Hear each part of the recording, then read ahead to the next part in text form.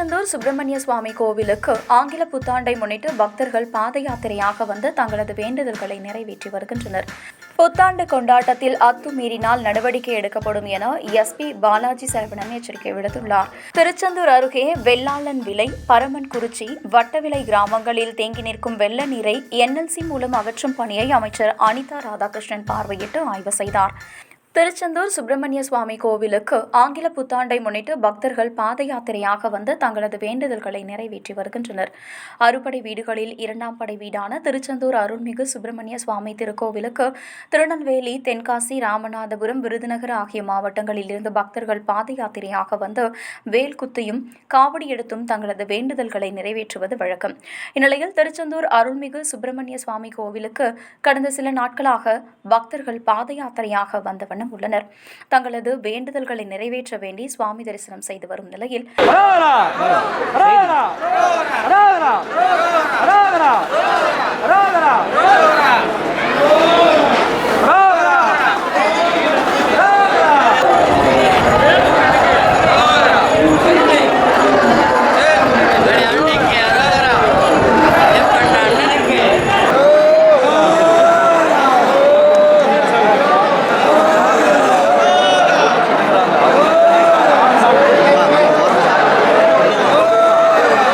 அதிகாலை 3 மணிக்கு கோவில் நடை திறக்கப்பட்டு 3:30 மணிக்கு விஸ்வரூப தீபாராதனையும் 4 மணிக்கு உதய மார்த்தாண்ட அபிஷேகமும் நடைபெற்றது.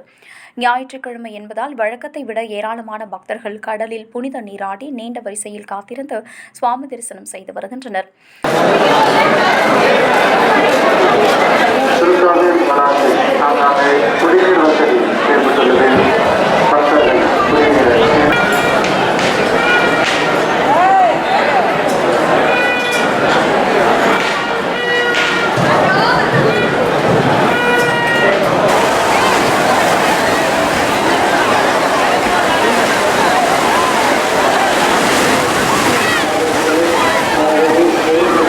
இந்நிலையில் ஜனவரி 1ஆம் தேதி ஆங்கில புத்தாண்டையொட்டி திருச்செந்தூர் கோவிலில் அதிகாலை 1 மணிக்கு நடை திறக்கப்பட்டு 1:30 மணிக்கு விஸ்வரூப தரிசனம், 4 மணிக்கு உதய மார்த்தாண்ட அபிஷேகமும் தொடர்ந்து மற்ற கால பூஜைகளும் நடைபெறுகிறது.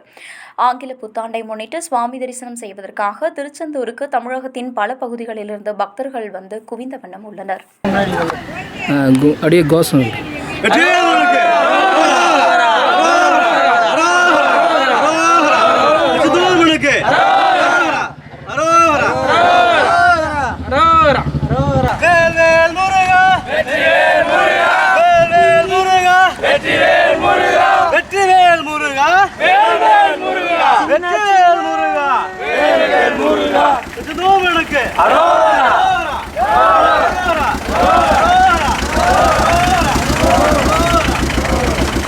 அனைவருக்கும் வணக்கம். நாங்கள் விருதுநகர் மாவட்டம் சாத்தூர் பக்கத்துலேருந்து புதுப்பட்டி கிராமத்தில் வந்துக்கிட்டு இருக்கோம். நாங்கள் வருஷம் இந்த ஊருக்கு திருச்செந்தூருக்கு பாதயாத்திரை வருவோம். இது எங்களுக்கு 20 வருஷமாக வந்துக்கிட்டு இருக்கோம். எப்போயுமே 50 பேர் வருவோம். இந்த வருஷம் மழையின் காரணமாக கொஞ்சம் ஆள் குறைஞ்சிட்டாங்க. அதே மாதிரி பாதயாத்திரை வரவங்க ரோடுகள் கொஞ்சம் சரிவு கொடுத்தா நல்லாயிருக்கும். நாங்கள் வர்றப்பெல்லாம் எங்களுக்கு எல்லாமே நன்மை நடந்துகிட்டு இருக்குது. திருச்செந்தூர் வர்றப்பெல்லாம் ஒரு வேலையாகட்டும், இல்லை குழந்தை வரமாகட்டும், இல்லை வீட்டு மனை கட்டுறட்டும், எல்லாமே நன்மை நடந்துகிட்டு இருக்கு எங்களுக்கு. அதனால் வருஷம் தவறாமல் வந்துக்கிட்டு இருக்கோம். இதை எப்போ விடவும் மாட்டோம். நாங்கள் எல்லா வருஷமும் கண்டிப்பாக வந்துடுவோம்.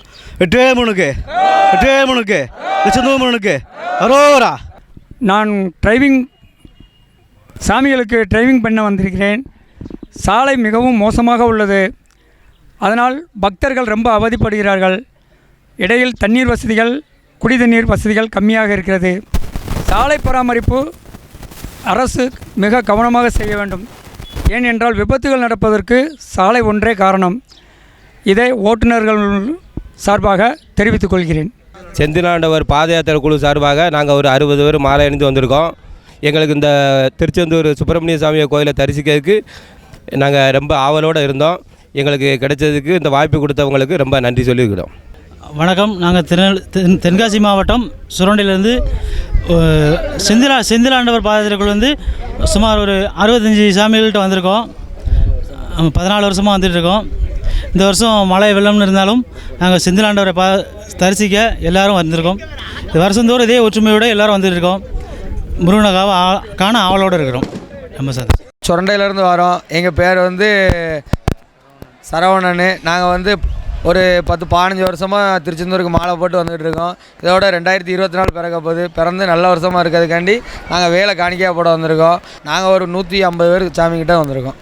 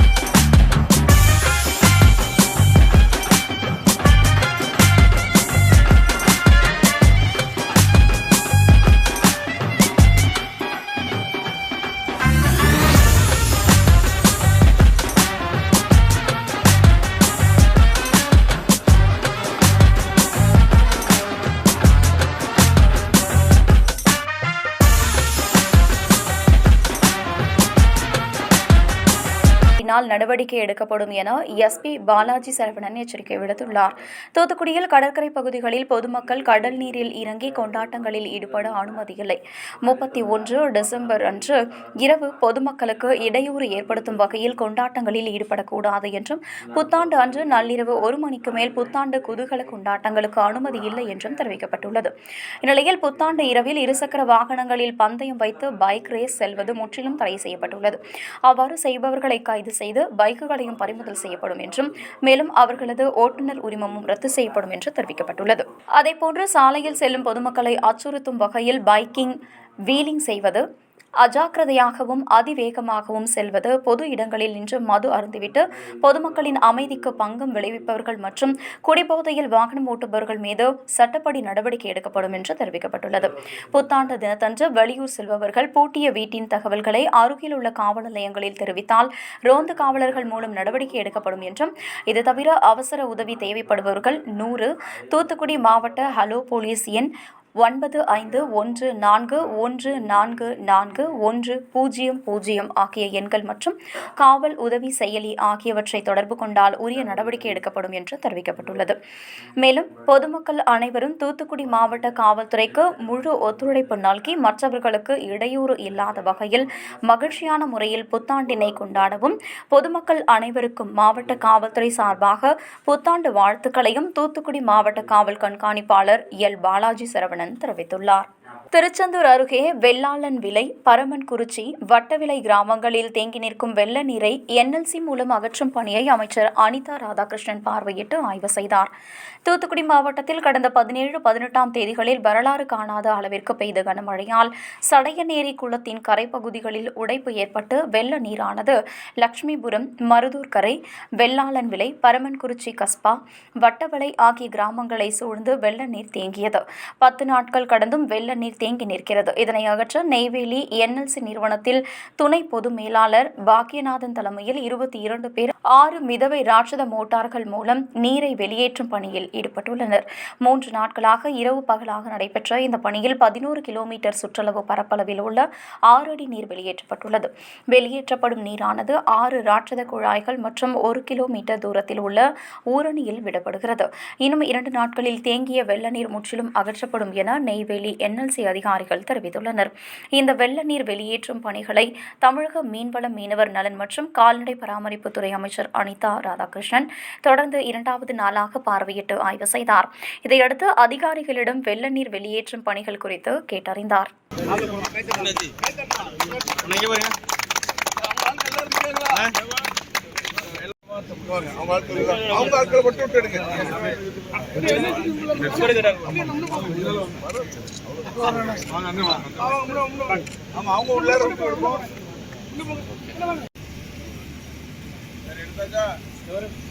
வெள்ளத்தால் பாதிக்கப்பட்ட 1000 குடும்பத்தினருக்கு 15 லட்சம் ரூபாய் மதிப்பிலான நிவாரணப் பொருட்கள் வழங்கும் நிகழ்ச்சி வடக்கு ஆத்தூர் பகுதியில் நடைபெற்றது. கடந்த வாரம் பெய்த கனமழையினால் தென் மாவட்டங்கள் கடுமையாக பாதிக்கப்பட்டது. இதில் மிக அதிகம் பாதிக்கப்பட்ட தூத்துக்குடி மாவட்டம் ஆத்தூரில் தாமிரபரணி ஆற்றில் வெள்ளப்பெருக்கின் காரணமாக ஆற்று கரையோரம் உடைப்பு ஏற்பட்டு வடக்கு ஆத்தூர் பகுதியில் அதிகமான வெள்ள நீர் தெருக்களிலும் வீடுகளிலும் பஜார் கடை முழுவதும் புகுந்தது. இதனால் இப்பகுதி மக்கள் உண்ண உணவின்றி குடிக்க தண்ணீர் இன்றி மிகுந்த சிரமப்பட்டு வந்தனர். இதை அறிந்து அப்பகுதியில் ஓசூர் அசோக் லேலண்ட் எம்ப்ளாயீஸ் யூனியன் சார்பில் மதர் சமூக சேவை நிறுவனத்தின் மூலம் பாதிக்கப்பட்ட 1000 குடும்பத்தினருக்கு 15 லட்சம் ரூபாய் மதிப்பிலான நிவாரணப் பொருட்கள் வழங்கும் நிகழ்ச்சி வடக்கு ஆத்தூர் குச்சிக்காடு பகுதியில் நடைபெற்றது. நிகழ்ச்சிக்கு மதர் சமூக சேவை நிறுவன இயக்குநர் டாக்டர் S.J. கெனடி தலைமை தாங்கினார். லீடு ட்ரஸ்ட் தொண்டு நிறுவன இயக்குநர் S. பானுமதி, மதர் சமூக சேவை நிறுவன துணைத் தலைவர் A. சுதாகர் ஆகியோர் முன்னிலை வகித்தனர். சிறப்பு விருந்தினராக ஓசூர் அசோக் லேலண்ட் எம்ப்ளாயீஸ் யூனியன் செயலாளர் சக்திவேல் கலந்து கொண்டு தொடங்கி வைத்தார். தொடர்ந்து வடக்கு ஆத்தூர், குச்சிக்காடு, JJ நகர், வீரபாண்டிப்பட்டினம் மற்றும் தண்ணீர் பந்தல் ஆகிய பகுதிகளில் ஒவ்வொரு குடும்பத்தினருக்கும் 1500 ரூபாய் மதிப்புள்ள போர்வை, துண்டு, அரிசி, பருப்பு, மசாலா பொருட்கள் மற்றும் பிஸ்கட் வகைகள் என மொத்தம் 1000 குடும்பத்தினருக்கு 15 லட்சம் ரூபாய் மதிப்பிலான நிவாரணப் பொருட்கள் வழங்கப்பட்டது. இதற்கான அனைத்து ஏற்பாடுகளையும் மதர் சமூக சேவை நிறுவனம் ஒருங்கிணைப்பாளர்கள் மற்றும் லீடு ட்ரஸ்ட் தொண்டு நிறுவன பணியாளர்கள் சிறப்பாக செய்திருந்தனர். தாமிரபரணி ஆற்றில் நீர்வரத்து அதிகரித்தால் ஏரல் தரைப்பாலம் மூழ்கும் அபாயம் உள்ளது. நெல்லை, தூத்துக்குடி மாவட்டங்களில் கடந்த வாரம் பெய்த வரலாறு காணாத மழையால் தாமிரபரணி ஆற்றில் ஏற்பட்ட வெள்ளப்பெருக்கத்தில் ஏரல் புதுப்பாலத்தின் ஒரு பகுதி அடித்து செல்லப்பட்டது. அப்பகுதியில் உள்ள குளங்களும் நிரம்பி உடைந்ததால் ஏரல் நகருக்குள் தண்ணீர் புகுந்ததால் வீடுகள், கடைகளை மூழ்கடித்த வெள்ளம் தனித்தீவாக்கியது. வெள்ளம் சற்று வடிந்த நிலையில் ஒரு வாரத்திற்கு பிறகு ஏரல் புதுப்பாலத்தின் அருகில் உள்ள தரைமட்ட பாலத்தை சீரமைத்து அதன் வழியாக போக்குவரத்து தொடங்கப்பட்டது. இந்த நிலையில் நெல்லை, தூத்துக்குடி மாவட்டங்களில் 3 நாட்கள் கனமழை பெய்யும் என்று வானிலை ஆய்வு மையம் எச்சரிக்கை விடுத்தது. அதன்படி நெல்லை மாவட்டத்தில் தெற்கு தொடர்ச்சி மலையில் பெய்த கனமழையால் பாபநாசம், மணிமுத்தாறு உள்ளிட்ட அணைகளுக்கு நீர்வரத்து அதிகரித்ததால் தாமிரபரணி ஆற்றில் வினாடிக்கு 10,000 கன அடி தண்ணீர் திறக்கப்பட்டுள்ளது. இதனால் ஆற்றின் இரு கரைகளையும் தொட்டவாறு தண்ணீர் பெருக்கெடுத்து ஓடுகிறது. தூத்துக்குடி மாவட்டத்தில் மருதூர், ஸ்ரீவைகுண்டம் தடுப்பணைகளை தாண்டி ஆர்ப்பரித்து செல்லும் தண்ணீர் ஏரல் தரைமட்ட தாம்போதி பாலத்தில் அனைத்து குழாய்களையும் மூழ்கடித்தவாறு செல்கிறது. இன்னும் 1 அடி நீர்மட்டம் உயர்ந்தாலும் தரைமட்ட பாலம் மூழ்கும் அபாயம் உள்ளது. இதனால் மீண்டும் ஏரல், குரும்பூர் இடையே போக்குவரத்து துண்டிக்கப்படும் நிலை உள்ளது.